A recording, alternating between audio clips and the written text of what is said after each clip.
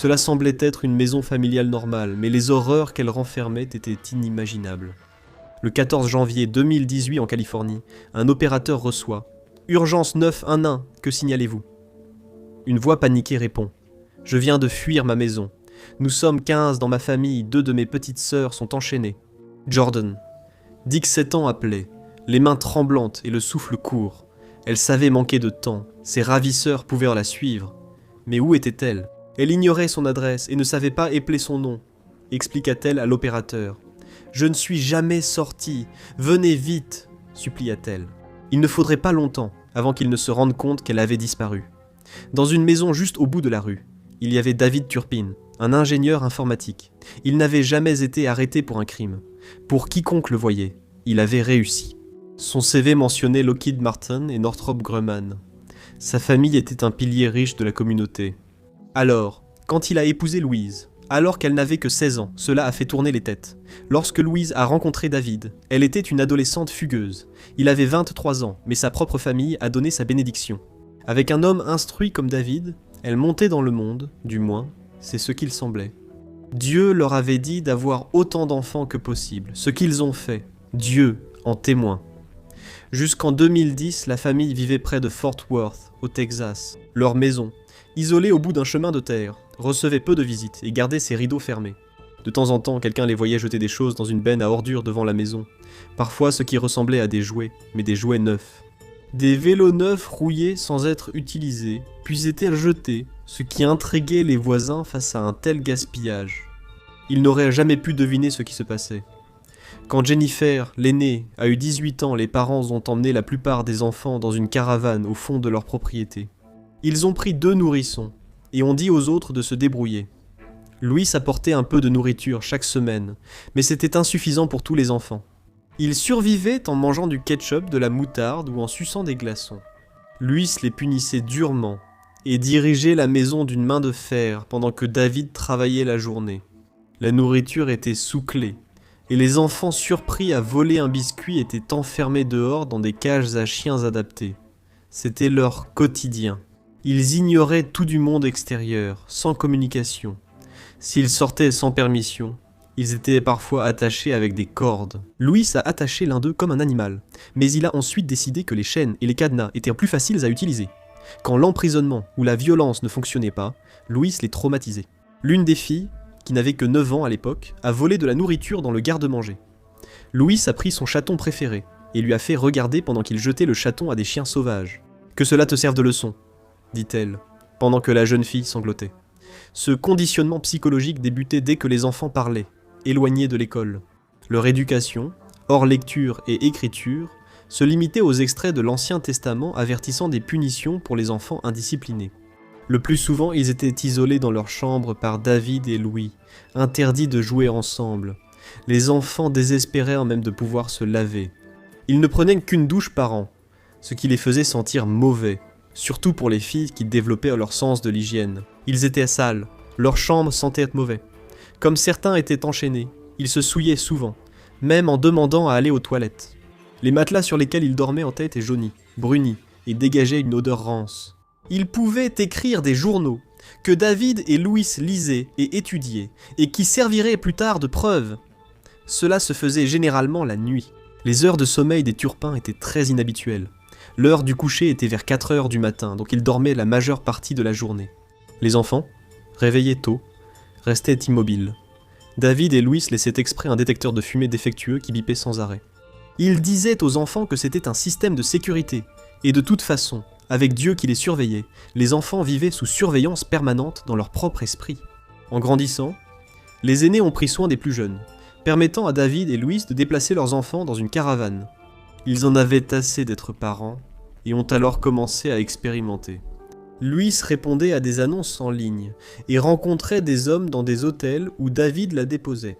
David avait grandi dans le confort et le privilège, mais l'enfance de Louis était loin d'être parfaite. Dans la maison, c'était elle la tyran. Puis, un jour de 2010, la famille a disparu de leur maison au Texas. Des huissiers sont venus et ont emporté leur voiture. La famille suivante a été choquée en emménageant. La maison était une décharge, des déchets et de la nourriture pourrie partout. Les sols de la salle de bain complètement pourris. Les matelas étaient inutilisables, et des excréments humains jonchèrent le sol d'une pièce ressemblant à une salle de classe. Des manuels religieux y étaient éparpillés. Le couple a découvert des polaroids inquiétants, dont une photo d'un lit avec barre métallique et cordes attachées. Ils ont traversé des montagnes d'immondices, entourés de mouches et de boîtes vides. Ils ont entendu un bruit. 2 chihuahuas maigres apparaissent. Contrairement aux autres animaux morts dans la saleté, ils avaient survécu en mangeant les excréments de couches. Partout où ces enfants allaient, l'enfer les suivait. 8 ans plus tard, Jordan a quitté la maison alors que la rue dormait. C'était leur nouvelle maison à Paris, en Californie, à 110 km de Los Angeles. L'opératrice a demandé où elle était. Jordan a donné l'adresse. 9 257 05 57 4. L'opératrice a dit que ce n'était que des chiffres. Jordan ignorait où elle vivait. Quand l'opératrice lui a demandé d'attendre près d'un panneau de rue, Jordan s'est interrogé.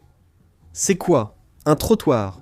Il n'y avait ni trottoir dans la Bible, ni bitume en enfer.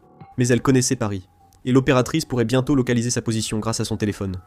Le shérif adjoint Anthony Collis, à la fin d'une longue nuit de service, s'est dirigé vers la jeune fille qui se tenait dehors. Son visage terrifié, les mains tremblantes, son corps presque squelettique, il reconnut que c'était elle et demanda doucement « Salut Jordan, que se passe-t-il » Les faits ont émergé par à coup. 15 membres dans sa famille, 13 enfants de 2 à 29 ans. Il n'y avait que 3 garçons.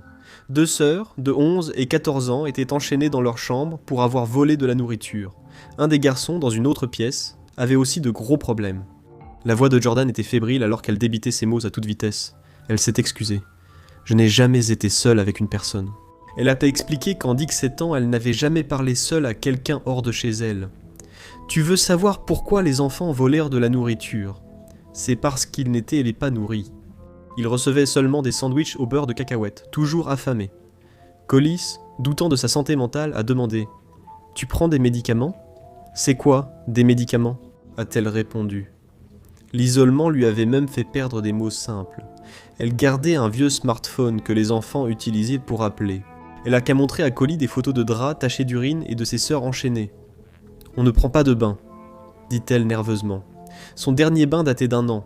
Il en avait assez vu et entendu. Il lui a dit de ne rien effacer du téléphone en la plaçant dans sa voiture de patrouille. « Avez-vous des blessures ?»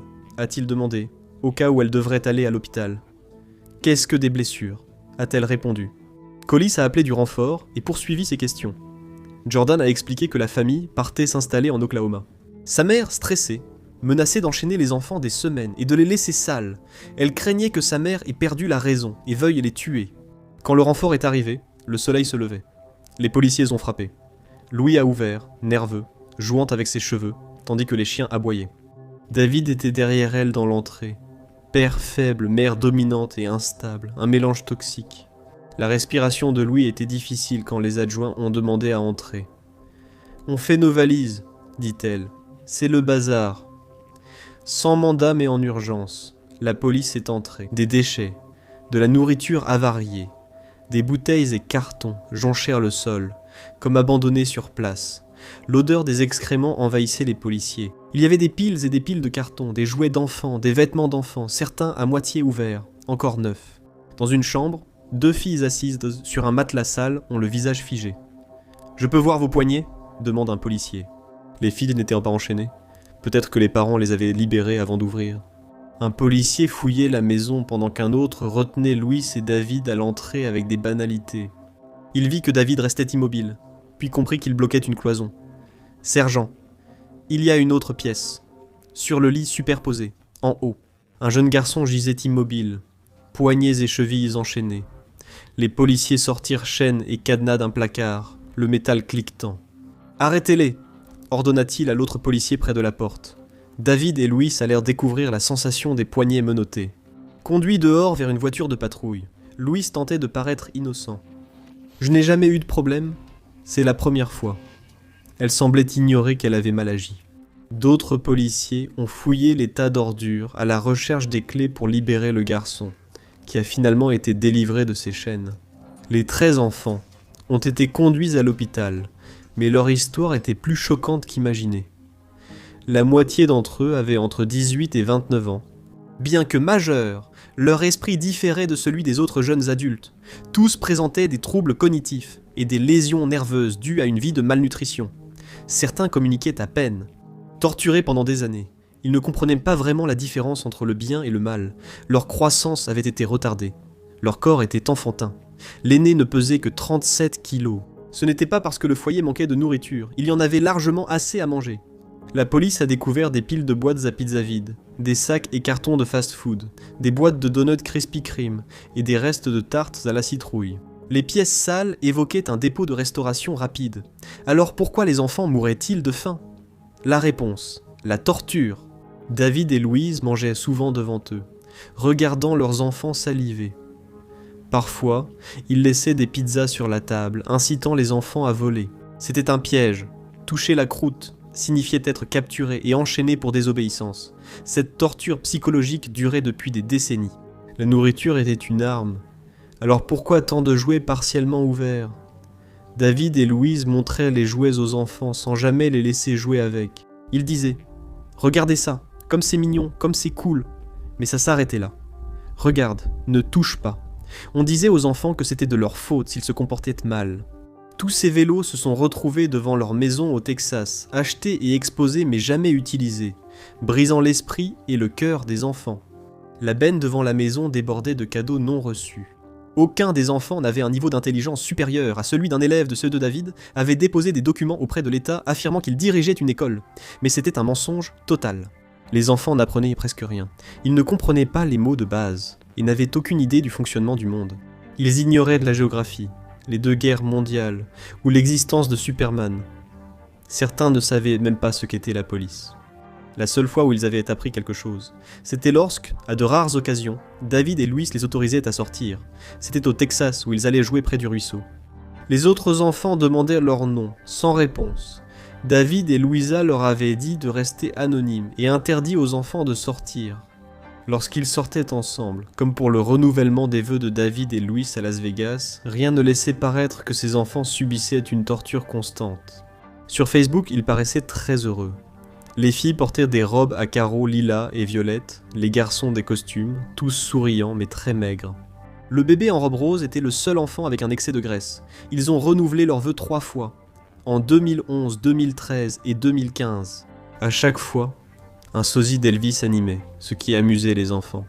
Ils ignoraient ce qui n'allait pas dans leur vie et avaient appris très tôt à obéir à leurs parents qui parlaient au nom de Dieu.